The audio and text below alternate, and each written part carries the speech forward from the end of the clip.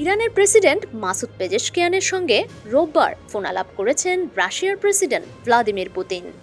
আলাপে পুতিন বলেছেন, মধ্যপ্রাচ্যে শান্তি প্রতিষ্ঠার জন্য মধ্যস্থতার প্রচেষ্টায় সহায়তা করতে তিনি প্রস্তুত। দুই নেতার ফোন আলাপের একটি বিবরণ গণমাধ্যমে পাঠিয়েছে ক্রেমলিন। এতে বলা হয়েছে, ভ্লাদিমির পুতিন সংঘাতের রাজনৈতিক ও কূটনৈতিক সমাধানের পথ খুঁজে বের করতে এবং স্থায়ী শান্তি অর্জনে মধ্যস্থতার প্রচেষ্টায় আরও সহায়তা করতে চান।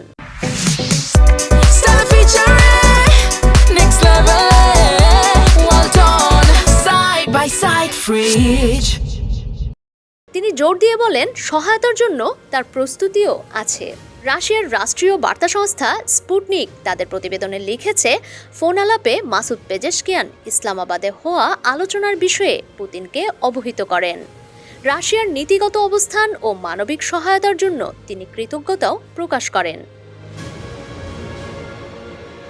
ফোন আলাপে দুই নেতা প্রতিবেশী সুলভ সম্পর্ক আরও শক্তিশালী করার অঙ্গীকার পুনর্ব্যক্ত করেন। এদিকে ইরান যুক্তরাষ্ট্রের সমঝোতায় পৌঁছানোর প্রচেষ্টায় অবদান রাখার আগ্রহ প্রকাশ করেছে ইউরোপীয় ইউনিয়ন। গত শনিবার পাকিস্তানের ইসলামাবাদে ইরান যুক্তরাষ্ট্রের প্রতিনিধিদের মধ্যে আলোচনা শুরু হয়। এর লক্ষ্য ছিল শান্তি প্রতিষ্ঠার জন্য একটি পূর্ণাঙ্গ চুক্তিতে পৌঁছানো। তবে রোববার সকালে মার্কিন ভাইস প্রেসিডেন্ট জেডি ভেন্স ঘোষণা দেন, আলোচনা ব্যর্থ হয়েছে। প্রায় 21 ঘন্টার আলোচনা ব্যর্থ হওয়ায় হতাশা প্রকাশ করেছে যুক্তরাজ্য। ওয়েস স্ট্রিটিং বলেন, কূটনীতিতে সফলতা না আসা পর্যন্ত ব্যর্থতায় থাকে। তাই এই আলোচনা সফল না হলেও চেষ্টা অব্যাহত রাখা জরুরি। আলোচনা ব্যর্থ হওয়ার কারণ হিসেবে ইরানের প্রতিনিধি দলের সদস্য ও স্পিকার মোহাম্মদ বাগের গালিবাফ বলেছেন, ইসলামাবাদের আলোচনার সময় ওয়াশিংটন তেহরানের আস্থা অর্জন করতে পারেনি।